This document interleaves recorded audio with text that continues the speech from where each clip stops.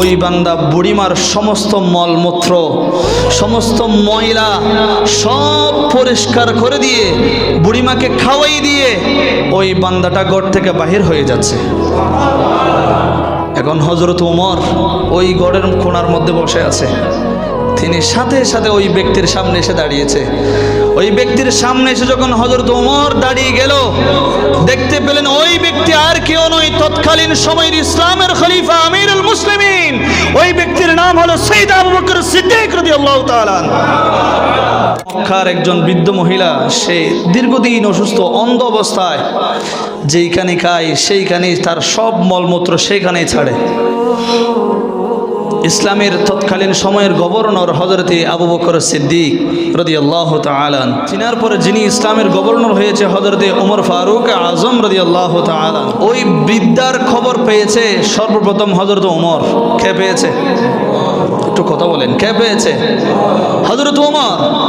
ওই বৃদ্ধা মহিলা একটা কুটির ঘরের মধ্যে, ভাঙ্গাচোরা একটা ঘরের মধ্যে বসবাস করতেছে, অসুস্থ অবস্থায়, অন্ধ অবস্থায়। সেই খবর যখন হযরত ওমর পেয়েছে, সাথে সাথে হযরত ওমর নিজের ঘর বাড়ি ছেড়ে দিয়ে ওই মহিলার সেবা করার জন্য সেইখানে ছুটে গিয়েছে। প্রতিবেশীর সেবা যত্ন করলে কাকে পাওয়া যায়? বলে না, কাকে পাওয়া যায়? তখন হযরত ওমর প্রত্যেকটা দিন যায়, মহিলার সমস্ত মল মূত্র সব কিছু পরিষ্কার করে তাকে গোসল দিয়ে তাকে খাবার খাওয়াইয়ে চলে আসে। সকালে যায়, সন্ধ্যায় চলে আসে। একদিন গেল, 2 দিন গেল, 3 দিন গেল। কিছুদিন যাওয়ার পরে হযরত ওমর গিয়ে দেখতে পায় আজকে মহিলার কোনো ময়লা নাই, মহিলা একদম পবিত্র অবস্থায় তার ঘরের মধ্যে বসে আছে। হযরত ওমর একটু করে অবাক হয়ে গিয়েছে যে এখানে তো এত বছর কেউ আসে নাই, ভাই মহিলা তো অন্ধ, সে তো অসুস্থ, তাকে তো পরিষ্কার করে দিল কে? সে একটু অবাক হয়েছে। আবার পরের দিন সকালবেলা গেল, পরের দিন সকালবেলা গিয়ে দেখতে পায় সেই দিনও সেই মহিলা একদম পবিত্র সুন্দর অবস্থায় তার ঘরের মধ্যে বসে আছে। কয় দিন হয়েছে? 2 দিন। হযরত ওমর টাইমটা চেঞ্জ করলেন। যে জায়গায় ফজরের নামাজের পরে যাইতো, সেই জায়গায় তিনি এর পরের দিন ফজরের নামাজের আগে গিয়েছে। ফজরের নামাজের আগে গিয়েও দেখতে পায় ওই মহিলার ঘরের মধ্যে কোনো ময়লা নাই, মহিলা একদম সুস্থ এবং পবিত্র অবস্থায় তার ঘরের মধ্যে বসে বসে আল্লাহ আল্লাহ জিকির করতেছে। একটু জোরে বলবেন না? হযরত ওমর তো দিন দিন শুধু অবাক হয়ে যাচ্ছে যে তার সেবাগুলো করে যাচ্ছে কে, তার এই খেদমতটা কে করে যাচ্ছে, তার খেদমতটা কে করে যাচ্ছে। দিন দিন সে অবাক হয়ে যাচ্ছে। এমন যাইতে যাইতে অনেক দিন চলে গেল। হযরত ওমর কোনো মতেই, সময় যত আগে যায়, কোনো মতেই তার সেবা সে করতে পারে না। আগে খেয়ে একজন এসে করে যায়, আগে খেয়ে একজন এসে সব পরিষ্কার করে যায়। হযরত ওমর বলতেছে আজকে সারা রাত সারাদিন এই বুড়ির ঘরের মধ্যে বসে থাকবো, দেখবো আমার আগে খেয়ে এসে এই কাজগুলো করা যায়, আমি তার চেহারাটা একটু দেখবো। সুবহানাল্লাহ বলবেন না? এই যে প্রতিবেশীর সেবা করতেছে, এটা একটা ইবাদত।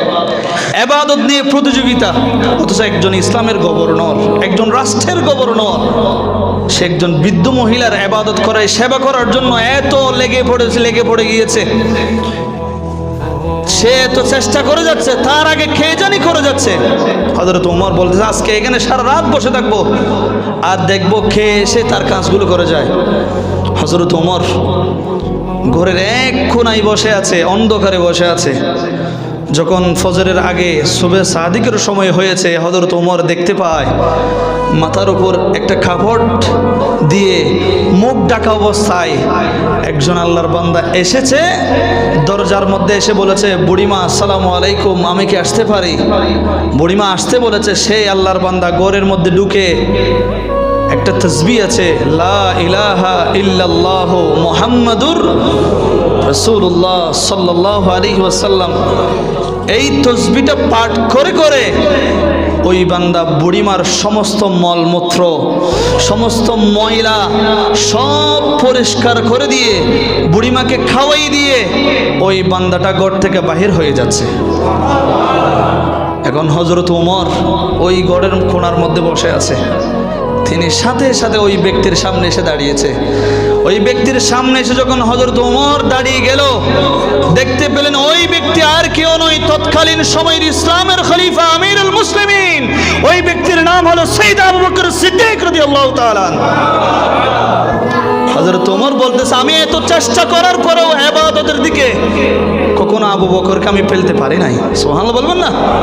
এই যে একটা ছোট্ট কাজ, একটা মহিলার খেদমত করার জন্য একজন আরেকজনের সাথে প্রতিযোগিতা করে ছেড়ে দিয়েছে।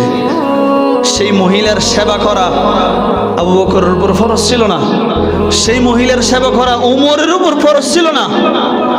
একটা ফরজ কাজ না হওয়ার পরেও যদি তারা এত গুরুত্ব দেয়, আমার আপনার উপরে যে আল্লাহ দৈনন্দিন 5 ওয়াক্ত নামাজ ফরজ করেছে, আমরা আমাদের নামাজকে কত গুরুত্ব দিয়েছি, আমরা আমাদের নামাজের প্রতি কত যত্নশীল হয়েছি।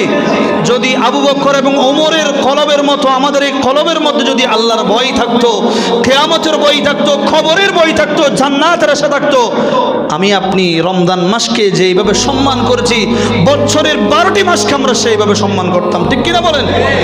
আল্লাহ আমাদেরকে রমজান মাস ব্যাপী আমরা যেইভাবে ইবাদত বন্দেগী করে এসেছি, আল্লাহ আমাদেরকে সেইভাবে ইবাদত বন্দেগী করার তৌফিক দান করুক। সবাই বলেন আমিন।